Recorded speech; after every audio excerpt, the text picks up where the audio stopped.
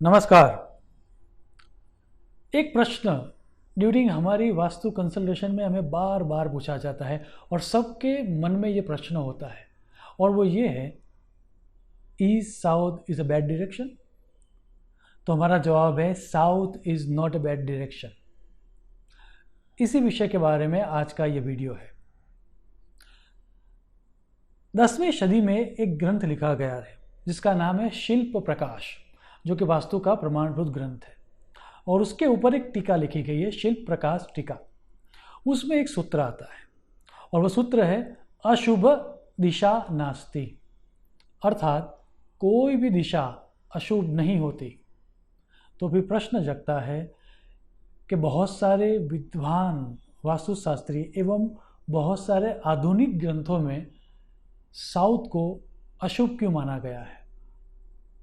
अगर आपका घर या आपकी ऑफिस या आपकी शॉप साउथ डायरेक्शन में है तो ज़्यादातर लोग उसको अशुभ क्यों मानते हैं? और अगर हम गूगल करें या फिर यूट्यूब में जाए तो बहुत सारे विद्वानगण ये बताते हैं कि साउथ को अशुभ माना गया है क्योंकि साउथ मंगल की दिशा है या फिर साउथ यम की दिशा है। यम का अर्थ सिर्फ डेथ नहीं होता, मृत्यु नहीं होता। यम का एक दूसरा भी अर्थ है और उसका अर्थ है धर्म या नियम। यम राजा को ही हम धर्म राजा कहते हैं। That means that can not be the reason. और आपको जान के आश्चर्य होगा कि वास्तु का एक प्रमाणभूत ग्रंथ है अपराजित पृच्छा। उसमें तो स्पष्ट कहा गया है कि दक्षिण दिशा से अगर आपका वास्तु दक्षिणाभिमुख है तो उससे आपको क्षेम लाभ मिलेगा, क्षेम कुशल का लाभ मिलेगा, अर्थात आपको हेल्थ मिलेगी और वेलबींग मिलेगा। अपराजित पुच्छा का सूत्र है क्षेम लाभस्तु दक्षिणे। तो फिर प्रश्न जगता है, तो फिर साउथ को अशुभ क्यों माना गया है? और उसका जवाब शिव प्रकाश टीका खुद देती है और जवाब है, दक्षिण अशुभत्व विकल्पेन द्वारात च प्लवेन। अर्थात साउथ को अशुभ माना गया है क्योंकि साउथ में मुख्य द्वार बनाने का जो ऑप्शन है वो सिर्फ एक ही है। सिर्फ एक ही जगह पर साउथ डायरेक्शन में हम दरवाज़ा बना सकते हैं और अगर साउथ में स्लोप है तो उससे बहुत बड़ी हानि होती है। यही दो कारणों के कारण साउथ को अशुभ माना गया है। I will explain both the reason in detail.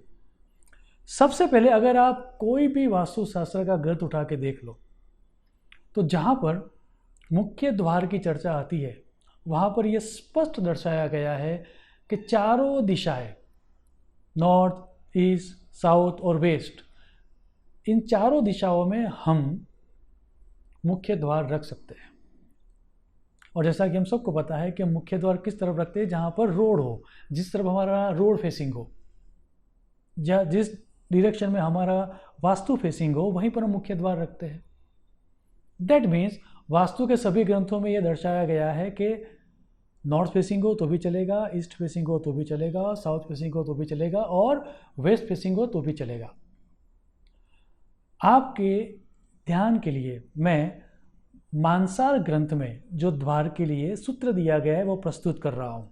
Manasara का सूत्र देखें, गृहायामे विशाले तु नंद नंदन पदम भवेत पूर्वद्वारम च हर्म्याणाम महाद्वारम महेंद्र के अथवा मध्य सूत्रस्य वामे द्वारम प्रकल्पयेत दक्षिणे द्वारशाले व महाद्वारम गृहशते।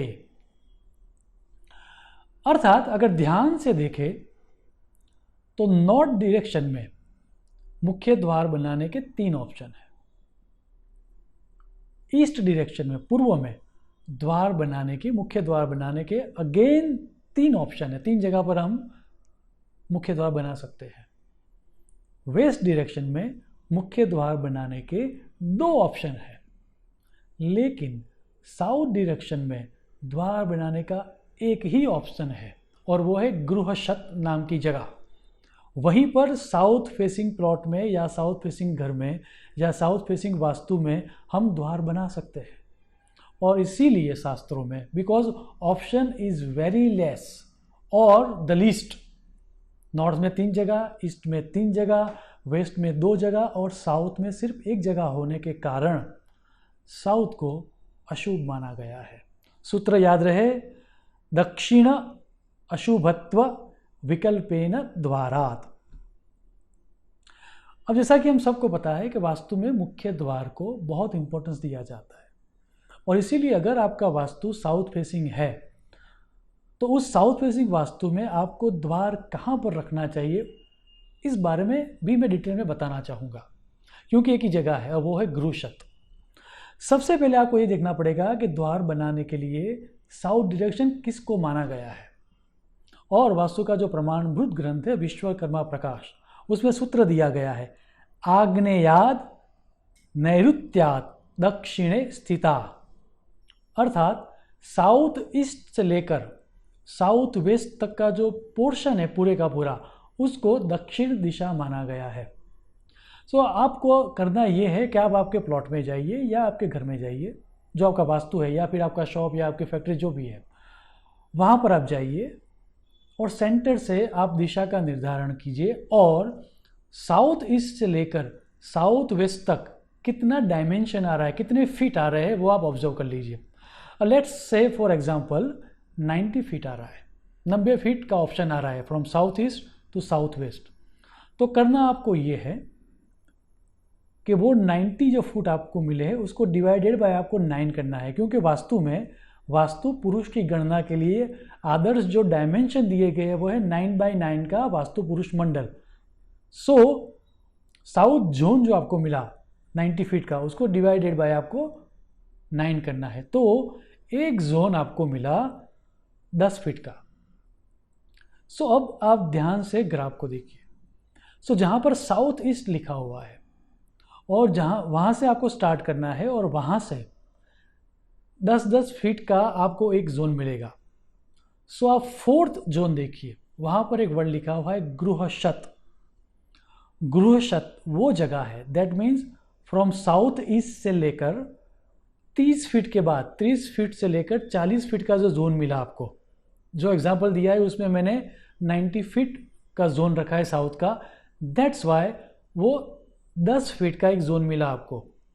सो साउथ ईस्ट से लेकर 30 फीट के बाद और 40 फुट तक आपको गृहशत नाम का जो जोन मिल रहा है, वहाँ पर आप पक्का द्वार बना सकते हो।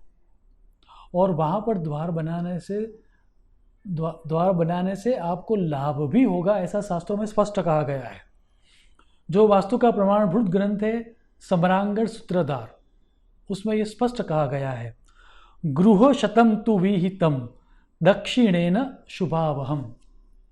अर्थात अगर आपका दक्षिण का प्लॉट है या आपका दक्षिण का वास्तु है और अगर आप गृहशत में अपना मुख्य द्वार बनाते हो तो आपको सब तरह की उन्नति और शुभ लाभ मिलेगा।